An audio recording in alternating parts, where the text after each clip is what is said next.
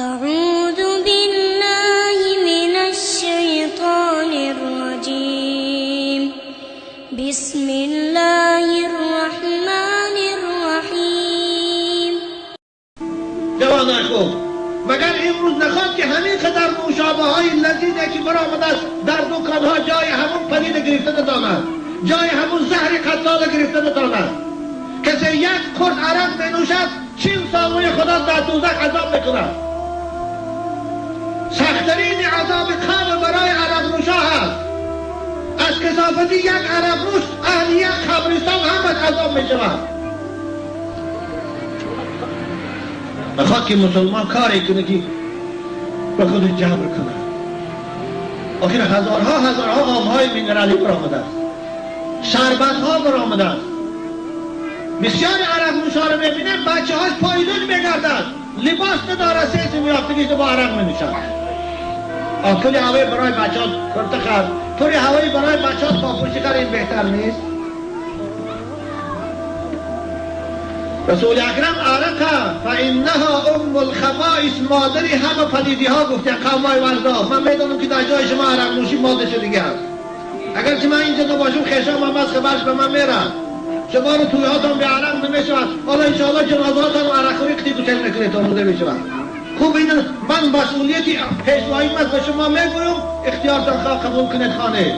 رسول اکرم میگه فانها ام الخبائث، سرچشمه تمام پلیدی ها این عرق است. عرق نوش بعد از نوشیدن حقارت میکند.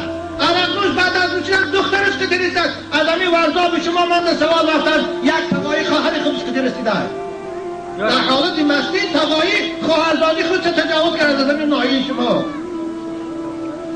برای شخصی عاقل شنیدین همین خودش کفایه است که از همین پلید خوش نگه دارم. آدم کشی ها از عرق نوشی است. من تلویزیون دوشم که گمه خبر داد این رده پدر دختری 3 ماهه حامل داری خوش در حالت مستی به کار زد کشت. پدر 18 سال دادن، 18 سال ترمش کرد، اما این نمیتواند دیگر داغی وی از وی دور کنه.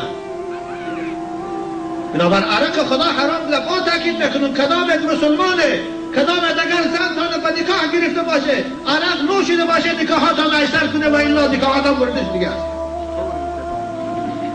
فرزندان مشتگی تا والله حرامی است. برای که امروز بچه ها پدراشون حرمت نکنن، برای خاطری که من از نکاح حرام شده دیگه است. باشه فرزند پدر احترام نمیکنه. بچه ها پدراشون تیاق میزنی استادیان. موسیقی نزدی من گریه کردی بچم با تیاق همون قضاعت بکی 3 روز با کرپا گرداندن من. بچه صاحبی 3 فرزند. برای چی؟ برای خاطری که از آب عرق شدی است وای. عرق می نوشد میخوره، زهرباری می نشد، کدی خانومش خامره فرزندش دیگه نمین است. معقول شد با شما لایک میزیر کنید و فراموش نکنید ابونه شوید با کانال صدای علم ها، یعنی پادپیسا کنید. ابونه شوی شما نه تنها علم گرفتن است انشاءالله و پهن کنی دین اسلام می باشد باذن الله.